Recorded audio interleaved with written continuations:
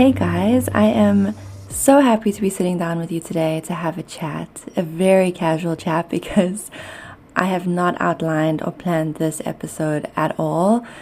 If you've listened to my podcast or listened to any of my previous episodes, you'll know that I often ask you guys on Instagram. I go on my stories, we pick a topic together, we choose a symptom together, and then I ask you guys questions, or more like I ask you guys to send me questions. And then that forms the foundation of the episode, and it really helps me to not ramble on and on as I tend to do. But I've just been feeling really inspired to sit down and just have this chat with you.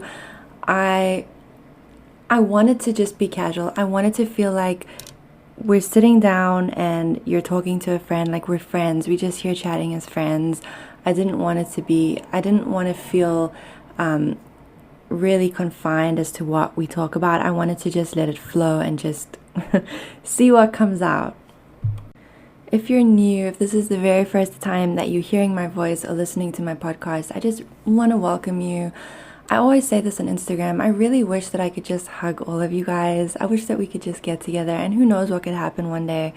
But I really am sending you so much love, and I hope that you feel safe here and you feel comforted and you find some relief, because when you live with anxiety and the symptoms and everything that goes with that, you're just desperate sometimes for some relief. Sometimes we don't need advice all the time or answers or solutions. Sometimes we just want to know that we're not alone.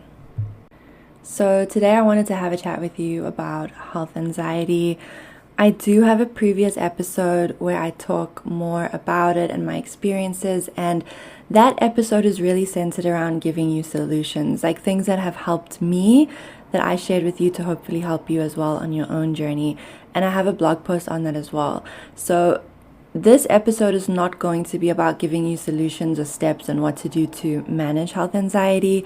If that's what you're looking for, I will link, I can't remember exactly what episode number it is now, but I will link that in the caption of this so that you can go and have a listen to that. If you just scroll through the episodes, you'll see it will say, I think, a chat about health anxiety, and that's where I do share more information if you're looking for help on like how to move forward.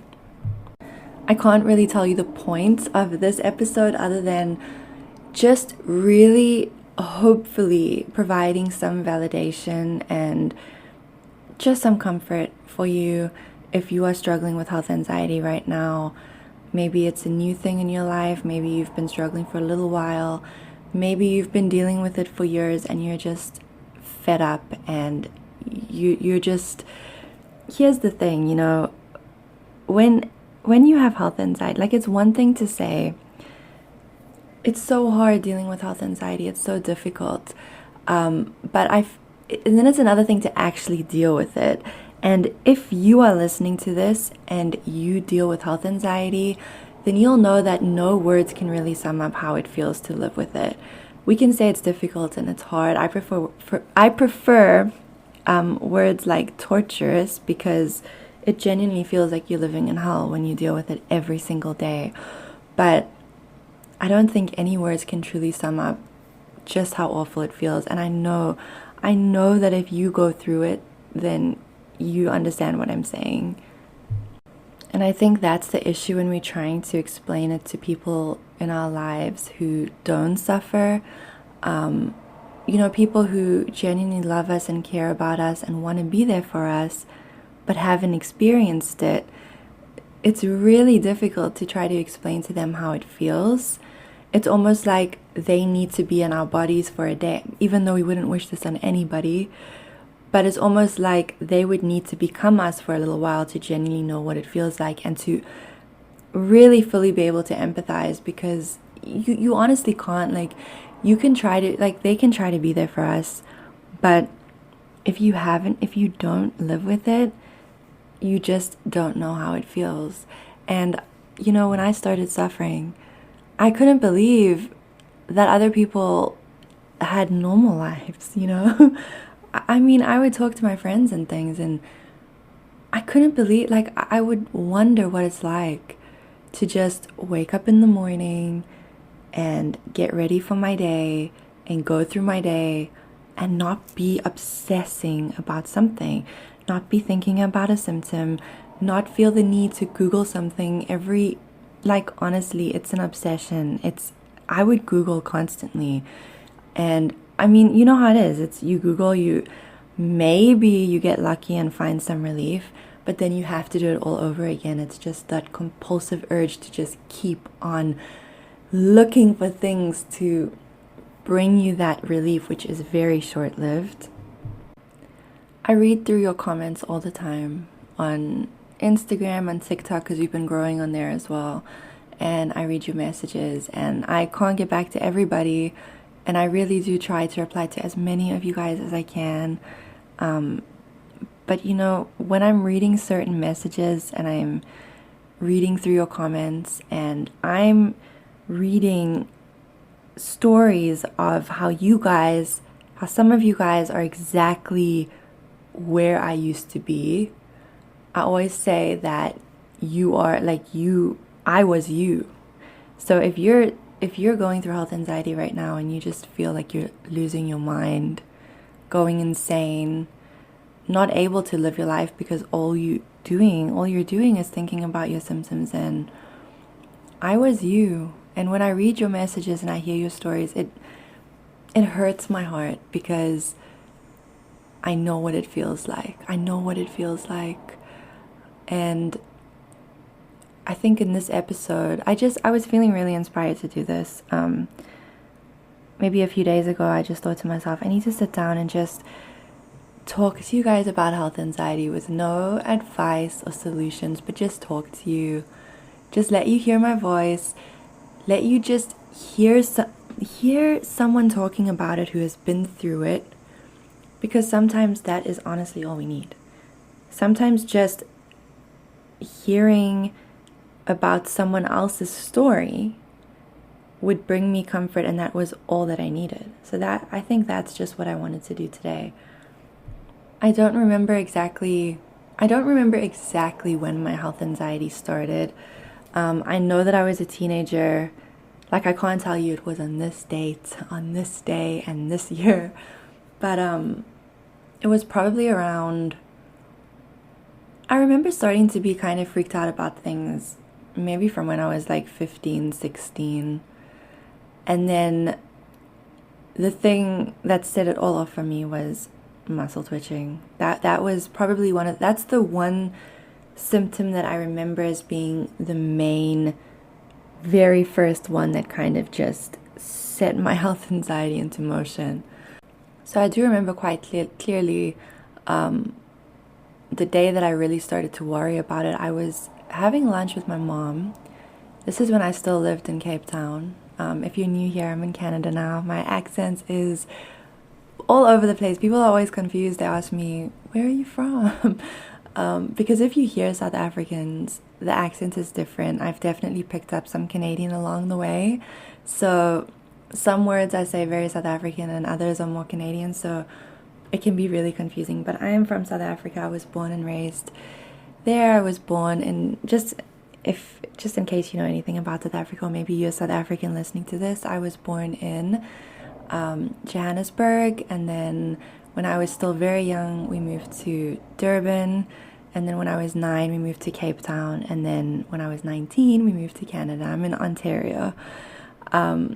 Anyway, I totally went off track there. I was sitting having lunch with my mom one day, and I started to get this twitch in my wrist, and then it kind of linked up with one of my fingers, and it was like a joint thing. I had a twitch in my wrist and then my finger, and I just remember feeling, I just felt fear. I just felt really scared because I didn't understand what was happening, and I couldn't stop it. I remember kind of massaging my wrist, and I even was pressing down on the twitch to try to stop it, and it wouldn't stop. And I didn't like that feeling of just not being able to control my body. And my mom had this, she had this big medical book with all of these.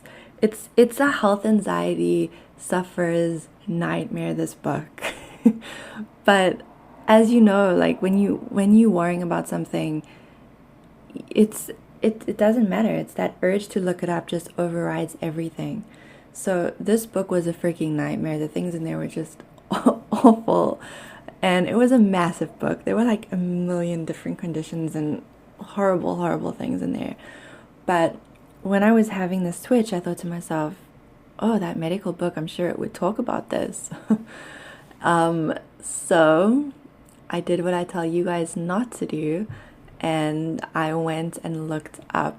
I found twitching like as a symptom, and I looked it up, and it was listed alongside this degenerative muscle disease. And I just remember feeling my stomach like just dropped, and when you are in that state of fear, you're not thinking logically. So it's not like I was reading this and then thinking, okay, well, let me think about this. How am I sure that I have this? I just read that and immediately went into panic mode, and my brain was like, that's what you have, you're dying. Everything just completely spiraled from there. I was too scared to go to the doctor because I thought, once I go to the doctor, it's going to be confirmed. I knew someone at the time that had been dealing with twitching and had gone to the doctor, and it was just nothing. It was normal. But that didn't help me. I was still freaked out.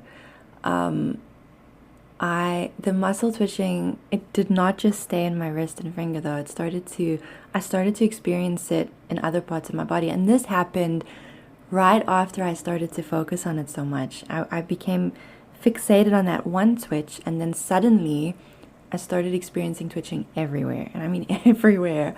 I had this one in my leg that would be so intense. And the thing that I hated so much about the symptom was you can't ignore it. Like, if your muscles start twitching like really intensely, you can't ignore it. It's not something you can just kind of hide away. For example, worrying about my moles and things, that was another big health anxiety fear of mine as the years went on. But sometimes when it would be really intense, I would honestly just put a big sweater on, and sometimes I would just go out somewhere so that I was forced to not be lifting up my shirt and checking whatever I'm worried about, because I'm not going to be doing that in public. I was still obviously worrying about it. My brain would be fixated on whatever mole or whatever I was worrying about, but I could kind of just hide it away literally and just go out and ignore it for a bit as much as possible. But with certain other symptoms like twitching, that's just one of them. I mean, nausea and all of those, you can't just throw a sweater on and go out and have it be hidden for a little bit, When the muscle twitching happens, I could not ignore it, and I would always be trying to massage the area. Sometimes I would be in such a panic that I would literally push down on the twitch. I'm laughing, but I was so terrified at the time that I would push down on it. I would still kind of feel it, but by pushing down, it was like I was almost stopping it a little bit. And then, of course, it wasn't just muscle twitching. I would have new symptoms start to come up that didn't make any sense to me. And I didn't know anything about anxiety at the time. I just really didn't. I knew that I was a nervous, shy kind of person. I had always just been the shy girl, or the one who's more nervous, like nervy, I'm like a nervous person. So I just kind of thought, well, that's who I am. Some people are confident, some people are really nervous and stuff. I'm the nervous one. I didn't think that, I have an anxiety disorder. Like, not at all. I didn't even think about that. It didn't even cross my mind. So I was having all these physical symptoms that just, my mind wasn't going to, it's anxiety. Or I was just thinking, what is happening? So some other big ones I dealt with in my teens was shortness of breath. But that was one that I had dealt with since I was really young. Since I was honestly a very young girl, like a little girl, I was dealing with shortness of breath. And I remember I would go to my parents and say I can't breathe. And I went to the doctor and I had tests done because my parents thought that I had asthma. But the doctor just said that it's from my nerves. So I was just thinking, okay, well, I'm nervous, so I'm gonna struggle to breathe. I don't know. And because I had it from such a young girl, it just became something that I was used to. But it was also something that I was embarrassed about because I didn't see anyone else dealing with it. Because sometimes my shortness of breath would be so bad that I would have to lean over and kind of gasp for air, like kind of lean over to take a deep breath, to catch a full breath, because it would feel like I was never getting even one full deep breath. And this is what I always say to people who ask me about this symptom. Your body is breathing for you, but because we're so anxious and we're breathing from our chest and not our stomach, it's very shallow breathing. It causes that feeling like we're just not getting enough air. I used to yawn all the time to try and breathe.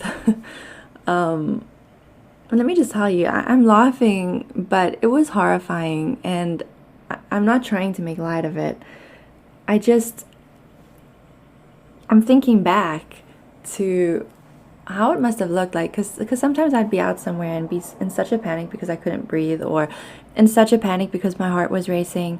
I remember one time I stopped in the grocery store just randomly in the middle of an aisle, and I just was standing there feeling my pulse, and I wasn't thinking, like, I just forgot where I was and that there's people around. And I remember looking up and making eye contact with this lady and I mean, looking at it from another person's perspective, I must have looked crazy just kind of standing there like a psycho. But as you know, when we're really worried about something, the fear just takes over and we don't think logically. So if you find yourself yawning a lot, that's actually another anxiety symptom. It's our body trying to get a full deep breath, which is really interesting. I remember my shortness of breath used to be so severe that I couldn't even go to sleep because I felt like I couldn't breathe. And I remember I would sit up in bed to try and get a full breath, and then that feeling of relief when you actually get a full breath. And then I remember I would try to quickly fall asleep in that time between having the full breath and knowing that I'm going to have to try and get another full breath.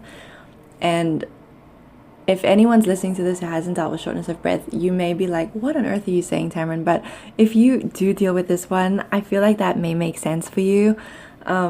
It was just always trying to get a full breath, and then when you get it, it's that feeling of relief, but then you just have to do it over and over and over again. So I would yawn all the time. I would lean over to try and gasp for air. I remember being in class, and this was one of my worst symptoms when I was in class, because I didn't want to look like I'm trying to breathe. When I was very, very self-conscious of people watching me. I was a very shy, I've always been a more introverted kind of person, and I would sit there, and because I wasn't doing my usual like leaning over and gasping and whatever, I would start to get really dizzy and genuinely feel like I was gonna pass out. So all that I can tell you here is that your body is breathing, and if you feel like you can't get air, sometimes it helps to breathe in and out through your nose, which was always a problem for me anyway, because I always dealt with a lot of mucus and congestion, and I'll talk about that in a second. But I mean, when your nose is blocked, it's hard to breathe through your nose, and then when you have shallow breathing on top of that, it makes everything a lot worse. So if you are able to breathe through your nose, that does help. Alternate nostril breathing is another really good technique. But just really, whenever you're feeling shortness of breath or any other symptom, we one thing that we immediately forget is our breathing. Like, we're not focused on our breathing at all, and sometimes just putting that focus there can really help. I'm not going to go super into that. I told you guys I'm not going to make this a whole solution and advice kind of episode. I do have a separate episode where I do share everything that helped me. I guess this is just turning into me kind of talking about my own experiences and talking about some of the top symptoms that made me really worry and that I know make a lot of you guys worry too. So I guess we'll just keep going with that. As I mentioned a few seconds ago, the mucus and congestion are actually very common anxiety symptoms as well.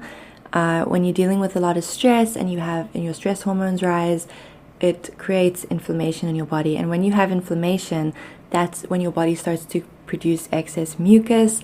And when you have excess mucus, that feels like those allergy symptoms that we just can't wrap our heads around that it could be linked to anxiety, but it absolutely can. I had excess mucus all the time. I was congested all the time. Even now when I'm stressed, those are top symptoms for me that happen. And of course, when you deal with health anxiety, when you suffer with health anxiety, our biggest fear is getting sick. So when you start to experience symptoms that feel like they could be some kind of a flu or virus, we go into panic mode.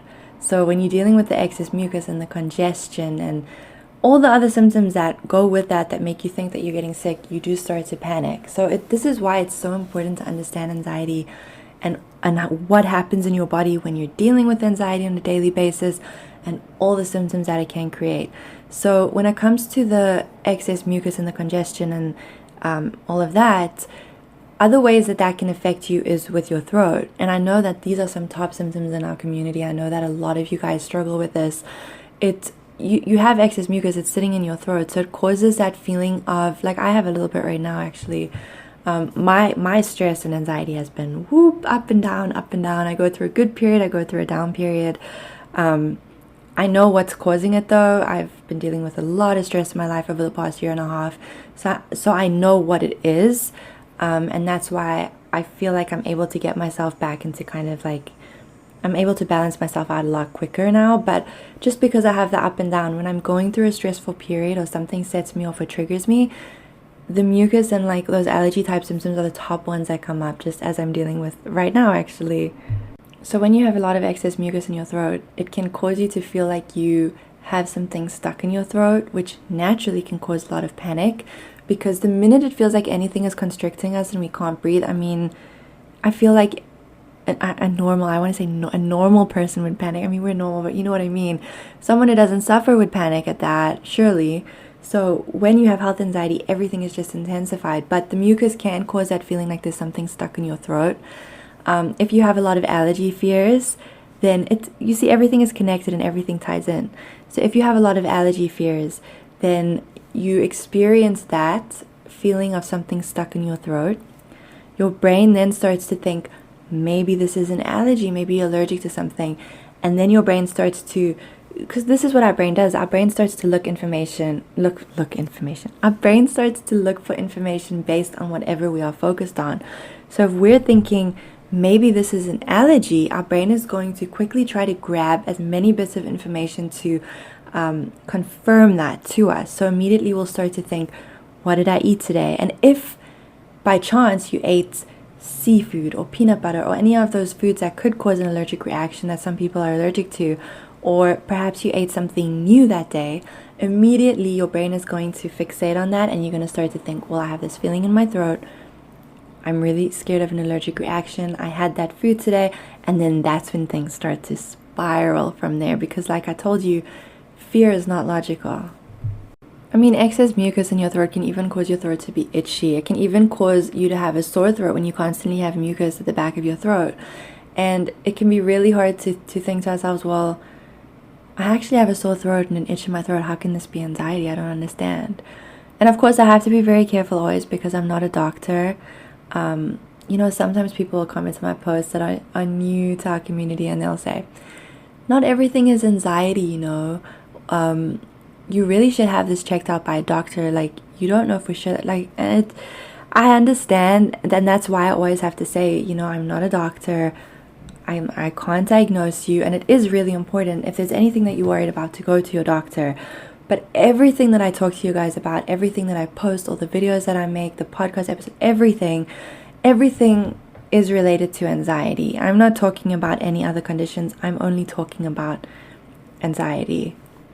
Starting to learn about anxiety really did help me, because certain symptoms started to make more sense then. Symptoms that before made absolutely no sense.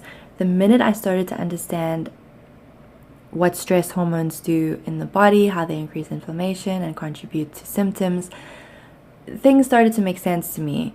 And often people want me to talk about each individual symptom, and I really try to do that. But overall, stress will contribute to these symptoms overall. And what you do to manage one symptom will often help another symptom. Once you reduce inflammation in your body, it's going to help everything. Because often people will say, what do I do for this specific symptom? And of course, I can give you tips in the moment to try to manage that. But overall, like what you do to reduce inflammation in your body and to start to manage stress in your life, it's going to help everything. Another big symptom in our community, and in fact, probably the worst one, like the top one here, and I'll give you a second to take a guess, because I you know what I'm going to say. I bet you know what I'm going to say. So 3, 2, 1, and that is, say it with me, dizziness. Dizziness is a horrible, horrible, horrible symptom. I cannot say it enough. It is a really unsettling and frustrating feeling when it feels like you can't even walk straight, or it feels like it's different. The feeling is different for everybody, but I would always just describe it as like, I just feel permanently off balance. Sometimes when I was having a good day, I would still feel that feeling. It would just not be as intense, but I would still always feel, I never felt like my body was upright. I always felt like I was kind of tipping over. So I actually woke up on Saturday, and I woke up, I had my warm water with my lemon, as I do every morning, my little morning ritual, and I read my book in bed, and I had some hot cocoa, and I did all those things. And I never eat breakfast right away. I usually have my lemon, and I'll meditate, and I'll often like put my makeup on and have a shower, and I do all of that stuff first. I've never been one to be able to eat early in the mornings. Fortunately, I don't deal with, I don't feel sick every morning anymore. I used to, especially when I was at school. I would wake up and feel sick every single day. And you know, when you wake up and you're getting ready for school or work, you don't have the luxury of having a few hours or even an hour ahead of you to just wait before you have to have breakfast. You usually wake up and you're rushing to get ready, and you're kind of eating breakfast right away. And I would wake up feeling sick every single day, and I would try my best to force some food down, because this is the thing, like if I didn't eat, I knew I was going to feel worse, and I am not good when I don't eat. If I skip a meal, I will feel like I'm going to pass out, and my anxiety is horrible. So I knew that if I didn't eat, I'm going to feel bad, but I would feel really sick and feel like I'm going to throw up if I did eat. So it was a nightmare, and I know that a lot of you are dealing with that now. So fortunately, I don't deal with that anymore. I don't wake up feeling sick, but I can't eat as I wake up in the morning. I need some time. Like I often wait at least 2 hours, sometimes 3 hours. I kind of fast a little bit in the morning before I eat. This does not work for everyone. Some people need to eat sooner. Some people need to eat within 30 to 60 minutes of waking up.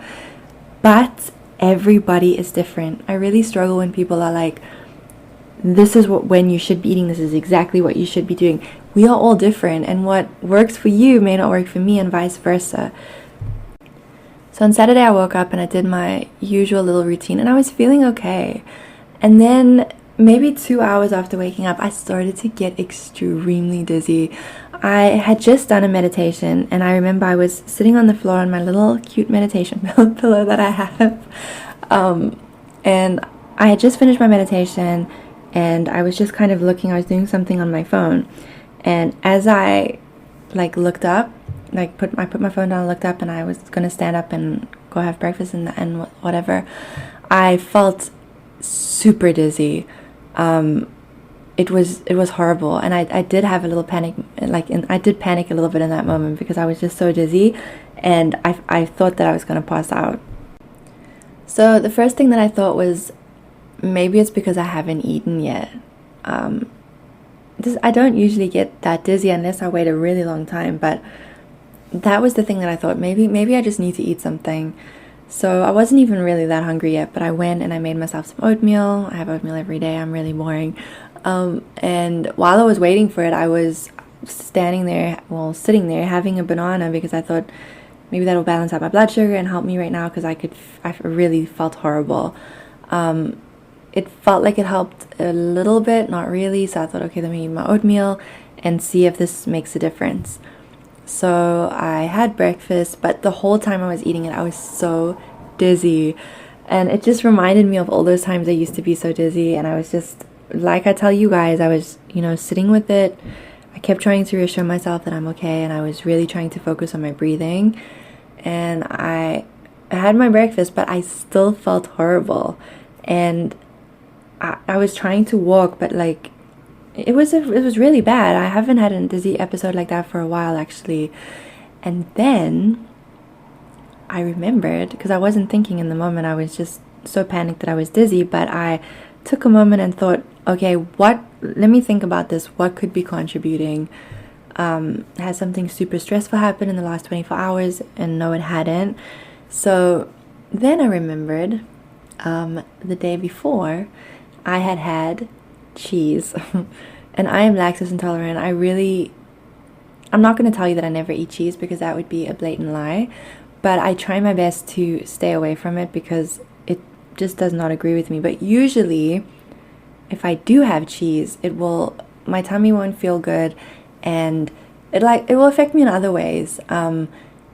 Usually I'll get very congested, and I'll get very sleepy because often I'll have cheese and then it's like a treat, and then I will be detoxing it out for a few days after that. And then often the detox symptoms are the excess mucus and the fatigue, and my tummy won't feel great. And another horrible side effect of cheese for me and dairy, and which is why I really hardly eat it, is it makes me break out. I get horrible hormonal acne. So I thought to myself, I had cheese yesterday. I started to pay attention to how the rest of my body felt, and I was super congested. I had a lot of congestion in my face and around my eyes, and I had a little bit of pain and like facial pain in that. And when you're very congested, it can cause you to feel very dizzy and off balance. And then it started to make sense for me, and I was like, okay, this makes more sense. And I just kept reassuring myself. I just kept saying, you had cheese, you know you can't eat it, you're going to be detoxing it out. The dizziness is not serious, it's just from what you ate. You just have to detox it out now. You have to live with the consequences, but you're not in danger. Like, I kept telling myself that over and over, because you know yourself, if you deal with dizziness, how horrifying it feels. And this didn't make my dizziness magically disappear, but it did bring a level of relief. And so what I did was I actually got back into bed for a little bit, and I put a show on Netflix, and I was trying to just distract my mind. I made myself some tea. If you have a lot of congestion going on, I really recommend drinking a lot of herbal teas. Herbal teas in general just are really, really good for reducing inflammation in your body, for thinning out mucus, for staying hydrated, which is really important. Whether you have anxiety or not, you have to drink your water, but having herbal teas throughout the day counts towards your water intake for the day. I get so excited and I talk so fast, and then I start to stumble over my words. So I made myself some spearmint tea. Spearmint or peppermint is really good if you have a lot of congestion. And then you can add like a little dash of some honey in there, just some raw honey, a squeeze of some lemon or lime. Or what I like to add is I like to add some apple cider vinegar, which, yes, I know that it smells gross, and honestly, I can put that in warm water and I can drink it now. I'm so used to it. But if you really, really struggle with it, add a little bit of honey and add a squeeze of lemon. It kind of masks the taste of it, but it's really helpful when you have a lot of congestion. It's good for reducing inflammation and boosting your immune system. It has a whole heap of benefits.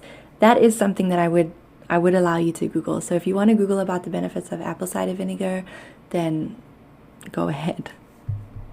So I was dizzy the whole of Saturday, but when I started to understand where it was coming from, it actually started to become less intense, and then I kind of just accepted it, which is amazing, because when I used to deal with dizziness, I did not accept it at all.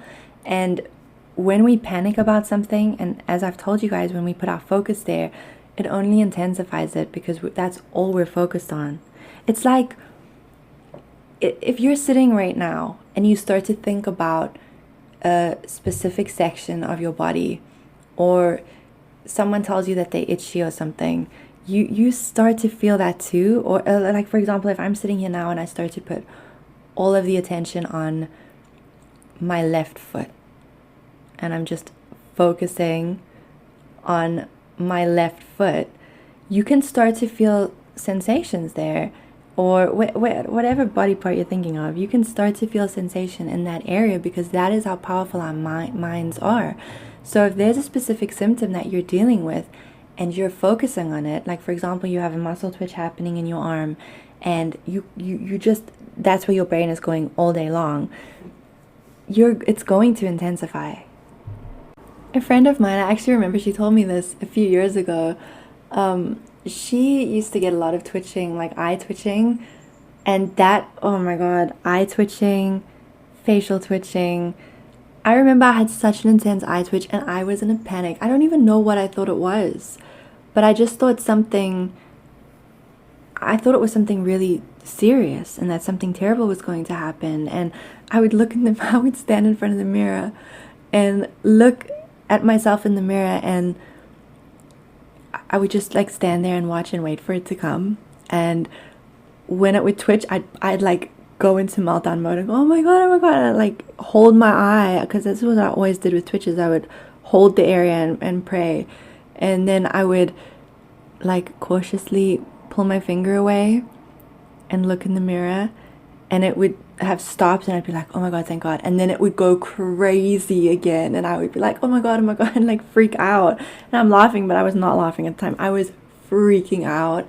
I don't even know what I thought. I thought it was something really serious. But any kind of facial twitching. So my friend, she told me that she used to get a lot of twitching in her eye, and she really hated it when she was talking to somebody and she had the eye twitch, because it felt like the person could really notice it. And this is the thing. We think people can notice things, but most of the time they absolutely cannot. It's just us thinking that they can. You know, it's that, what do they call that? They call that the spotlight. What do they call that? The spotlight something, where we think everyone is looking at us and paying attention to us when everyone is actually worrying about themselves.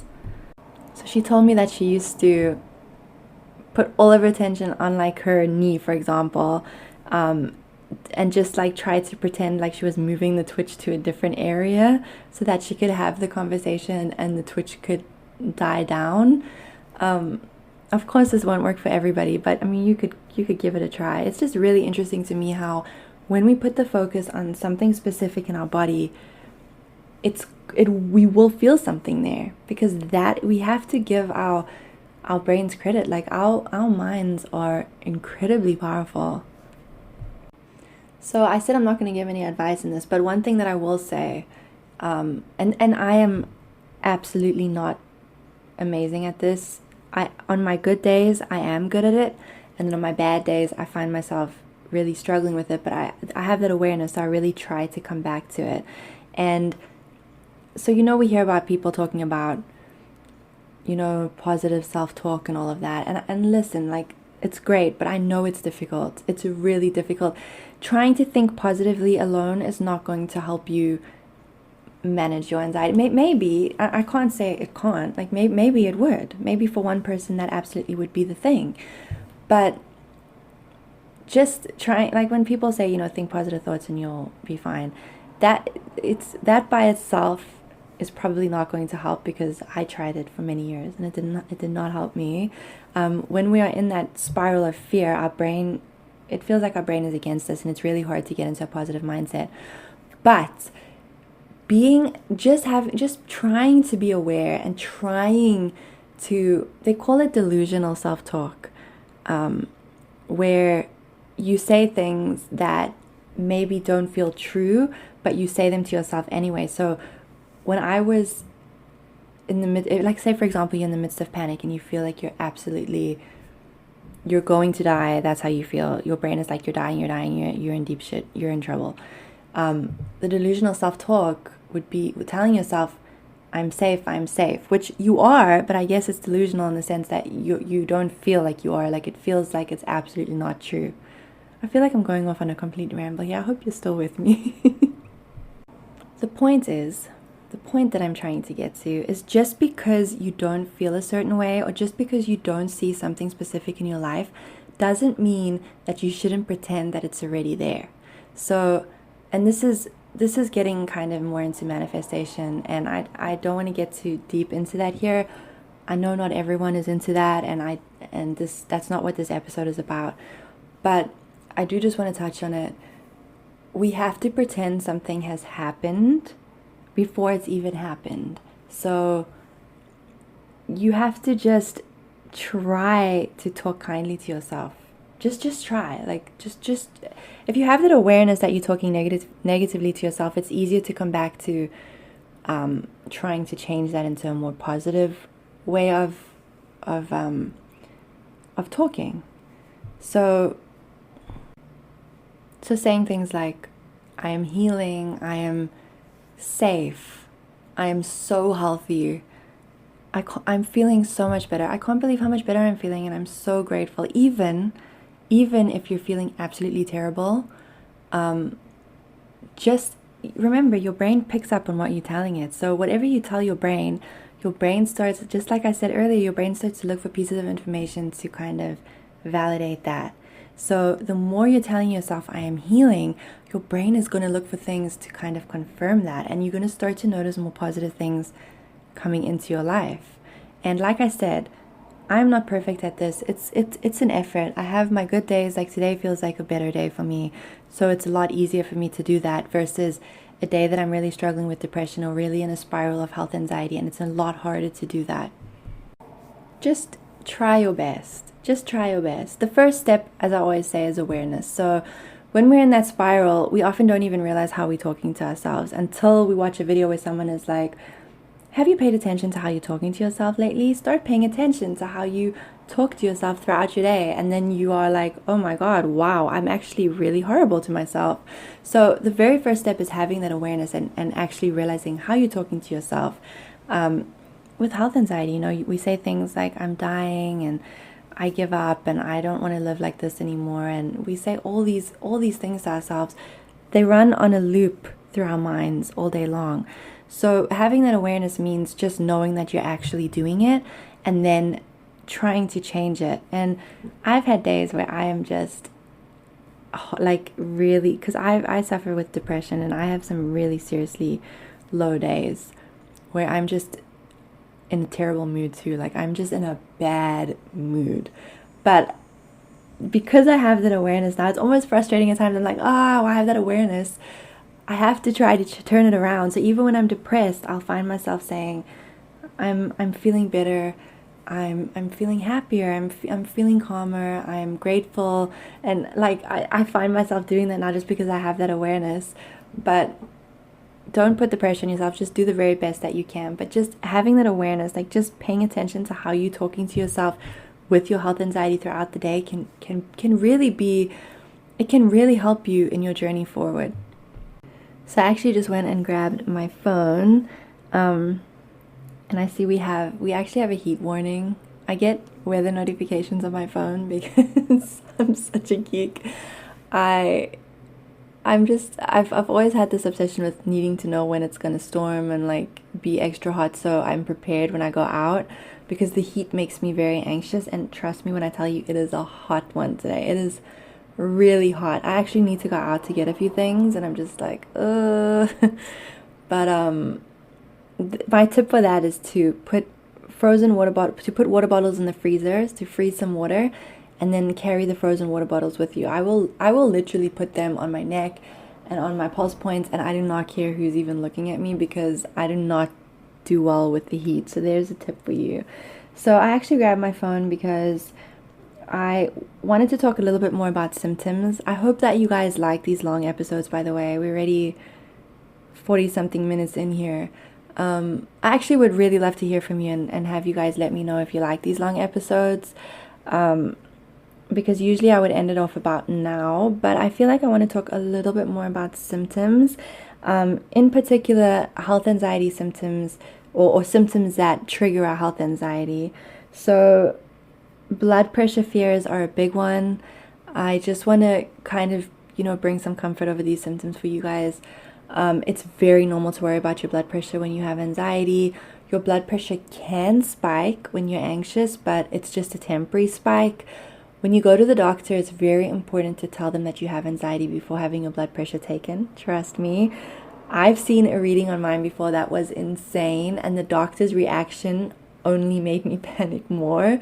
And then when I explained I suffer with anxiety, then they were like, oh, okay, yes, it really can spike your blood pressure.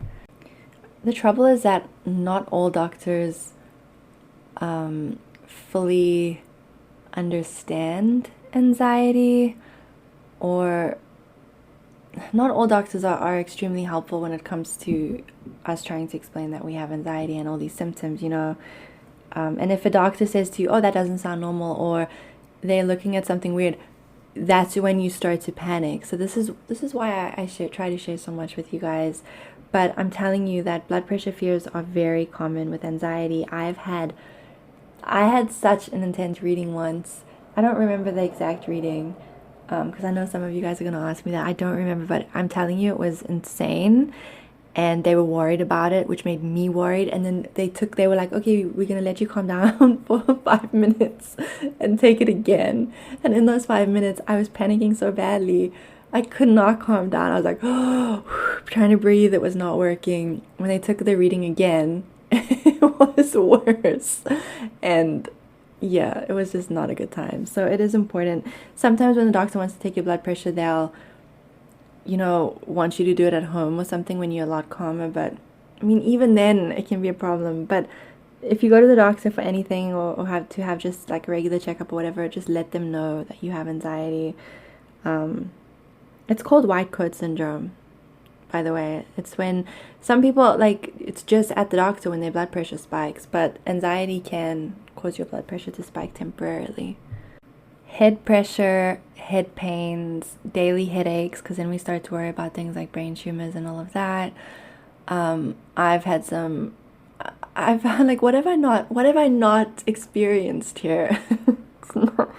Oh my gosh, what have I not experienced here? I don't know. I've gone into panic many a times from random shooting pain in my head. And that's the worst part about shooting pains, whether it's in your head or in your chest or anywhere in your body. It's so scary when it happens, and we go into such a massive panic, and then it goes away, or it goes down in intensity. But because it caused such major panic in us, we're now just on edge, and we're just we this time we want to be ready. We don't want to have it catch us unawares again, so we just are on edge. When I remember one day I had this random shooting pain in my head, and it lasted for a few seconds, and it was so horrifying. I was having a good day. I was happy. I was doing my thing. It caused me to panic so badly that it went away. But now my day was no longer good, because the rest of the day I was just on edge, and I was just waiting for it. I was just waiting. So trust me, you're not alone if you do that. I don't know if it's my latest one. I think it's episode 14 on here is where I talk all about scary head sensations and symptoms as a result of anxiety. And I share some tips there. So if that's a big one for you, go and listen to that. Of course, heart palpitations, any kind of heart and chest sensations that make us worry about our heart or think we're having a heart attack. I have posts. I've done some recent posts on this, and I do have a podcast episode all about this. So go and have a listen to that. But I can tell you that my heart used to race 24/7. A racing heart and dizziness were just two of the symptoms that I had non-stop. And I'm honestly not being dramatic. I'd wake up in the morning. As I opened my eyes in the morning, my heart was racing, and it made me not even want to get out of bed, because the minute I got up and started doing things, it only started to beat harder. So it was a nightmare. And if your heart is racing 24/7 but you're dealing with anxiety all the time, it is very normal. I know that a racing heart just makes, for me, when my heart races, it intensifies and magnifies every other symptom, and I know how horrible this one is. So have a listen to that podcast episode. Finding ways to stimulate your vagus nerve can really help as well, and I do share some tips on my Instagram and in my A to Z book. I should actually mention that here. I'm probably not going to touch on every single symptom in this episode. I'm just going to mention a few more. But that's the whole reason that I wrote my A to Z encyclopedia, because I have included every symptom in there. So if I don't talk about your symptom in this episode, and if you are dealing with constant symptoms, that constant new symptoms coming up, and you want to stay away, because you need to stay away from Google, because trust me, well, as you know, Google does not help us.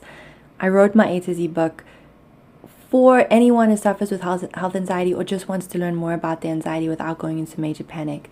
I share tips in there. I share things that have helped me. I share every single symptom. I share some personal experiences. I've really tried to cram as much as I can into that book.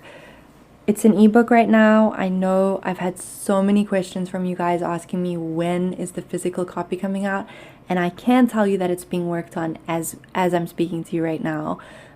It's obviously taken a lot longer than I had anticipated, but it is something that's being worked on, and as soon as it's ready, I will let you guys know. And I really appreciate you being patient with me. I've also had a lot of questions about like if it's going to be available in other places like Australia and that, because right now my books are not available in certain countries, but I'm working on it. So I just want to let you know that I am working on it, and that the physical book is going to be ready so soon, I hope. So soon. I'm honestly just scrolling through my Instagram right now and looking at my health anxiety posts to see what I can talk about in here with you. So obviously another big one is when you suffer with health anxiety, there's certain things like showering that's really difficult to do, which sounds incredibly strange to someone who, I don't know, loves to take showers. And I enjoy showering now. It used to be a nightmare for me though. Anything where we're forced to confront our bodies, where we just like mirrors, showering, getting changed. If you're one who's constantly feeling your body for lumps and bumps and checking your lymph nodes and checking your moles and worrying about like random rashes and pimples and like all those normal things that we get on our bodies, then showering or changing or being in front of a mirror, anything like that, even summertime and like wearing shorts and like less clothing, that can be a huge trigger because we're trying to avoid our body and this is forcing us to confront it. So I just want you to know that if any of these things are really difficult for you, I don't want you to be hard on yourself about it or feel weird or feel like a freak or an outcast or anything, because I promise you that so many of us feel the same way. And remember, a lot of people don't want to comment on the post because they're embarrassed about certain things. So I get a lot of messages like in my inbox. Sometimes I'll put a post up and instead of commenting, somebody will rather come and send me a message about it because they feel more comfortable to do that. And please know that you can do that. I may not be able to respond to everybody, but think of it as just a place where you can leave whatever you need to with no judgment. It's not going to be shared with anyone else. So sometimes people come in there and they leave things there because they feel more comfortable to do that. So sometimes if you don't see the comments or you don't see it in front of you, you start to think that you're alone. But I'm telling you that I get so many people that message me about this. So you're not alone if any of this resonates with you. So of course, like I said, fear is not logical. Health anxiety can make us do some really strange things. I've done posts on that a few times. I used to do the weirdest things. I used to just randomly like pick up pots and stuff in the kitchen. Like anything that was heavy, like a heavy like pan or something, just to make sure that I could grip it. Like, because I was so worried about having like a degenerative disease or whatever, and I would be like, oh, I have to make sure that I can actually pick this up. The other day actually, so because we're on our phones so much, and I'm right-handed, so I'm often just, holding my phone with my right hand and scrolling and whatever, and I'm on my phone a lot, and it's not because I'm just sitting there scrolling and stuff. Most of the time I'm sitting there and I'm like chatting to you guys, and I'm thinking of ideas, and I'm in my notepad, and I'm like writing things. I'm on my phone a lot doing things like that. And obviously, when you're doing the same thing over and over again with your hand, you're going to cause a lot of tension in there. So sometimes you can actually Google it. I've Googled it before. It's called text claw. Like your hand goes into kind of like a spasm. I don't know if you guys have ever experienced that, but it feels like your hand just becomes really stiff, and it feels kind of numb and like really weird to use. And it happened to me just the other day because I'm always using my right hand, and I had that like fleeting moment of panic. Oh my God, what's happening? But it's happened to me on and off many times, especially when I'm like on my phone extra. But it just reminds me again of like how we just that fear comes in and it just takes over and we start to panic. And then it just reminded me of that time when I used to pick up things to like make sure that I could grip them. It really, muscle twitching and worrying about a degenerative disease was a massive fear of mine. But yeah, I can let you know that muscle twitching is a very common anxiety symptom. I could not believe how many people deal with it. You can get widespread muscle twitching over your whole body from anxiety. Of course, the more we focus on it, a magnesium deficiency can actually contribute as well. I take magnesium every single day. I always include the link in the caption if you want to learn more about that.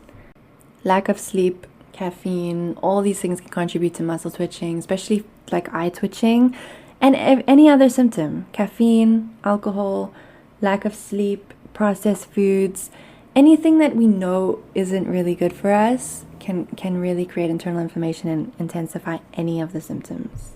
And then of course there's the stroke fears. I know a lot of you guys have that. I would always be checking my face in the mirror because anxiety can cause a lot of tingling, numbness. I describe it as kind of buzzing sensations. And the minute I would feel that crawling, tingly sensation over my scalp or like the numbness in my face, because sometimes I would get it just on the one side, so I would run to the mirror and be checking my face for signs of drooping and checking my eyes and worrying that one eye is bigger than the other eye and that my mouth is weird. Or I know a lot of people actually, and I haven't really had this one, but I know a lot of people deal with worrying about the size of their pupils as well, so maybe that's relatable for you. If that's one for you, I can tell you that a lot of people struggle with that one too. So I would always be looking in the mirror worrying that I was having a stroke. I would be checking my lips to see if they were blue, if I was getting enough oxygen, if I was short of breath, or if I had eaten a different kind of food. It is endless, and like you guys know, we could go on and on and on. So I think I'm going to end this here because we're almost at an hour. Honestly, I could go on. There's so many things, so many different symptoms, so many health anxiety triggers that we could still talk about. So maybe I need to do a bunch of these just kind of casual, we can call them just casual health anxiety chats or something like that, where I can just touch on different things. Because I have so many more stories to share with you, so many more experiences that I've dealt with health anxiety, so many more like of your big triggers that we talk about in the community all the time. So I definitely can do more of these. One thing that I didn't really touch on here was lymph nodes, because I know that is a massive trigger in our community. I'm thinking of doing a separate episode maybe just on that, or if you guys enjoy this, I really love you. Like, I cannot speak, I swear. And I purposely don't want to re-record, so I just keep going. I love you guys, of course. But I love hearing from you, getting your feedback. It really does help me because I always want to create things that are going to help you. I don't want to just sit here and be talking about myself and it's not helping you. I want to know, yes, Tamron, we want you to talk about this because this is going to help us. So if you found this episode helpful, please, if you can, let me know. Like, send me a message on Instagram. I do check there as often as I'm able to. But I really would like to know if you enjoyed this and if I should keep talking about, like, if I should do like a series on health anxiety. I know that it feels like you're living in hell. I know that it feels like you're never going to experience life any other way than how you're experiencing it right now. I know that you're tired, that you're fed up. Sometimes we're so tired of being scared that we're just like, you know what, whatever, I don't care what happens. Like, we get to that point. I just want you to know that I was you. I was seriously you. And I was you for many years. And I didn't think that I would ever be here. I would never have thought that I would be here talking to all of you guys and sharing my story. I would have laughed. I would have thought it's an absolute joke. A very nice dream, but not a realistic one. That's how I would have looked at it. So I will continue talking about these things. I will continue doing my very best to validate you and your experiences, and I will try to reassure you and bring you comfort as often as I can. Like I said, I love hearing from you guys. I want to know what you want me to talk about. I want to know what you need help with. So if you enjoyed this, please do let me know. And I'm sending you so much love. I'm sending you all the love in the world. If you heard that, that's my stomach growling. I need to go have lunch. It's Monday. I'm hoping to have this to you guys tonight.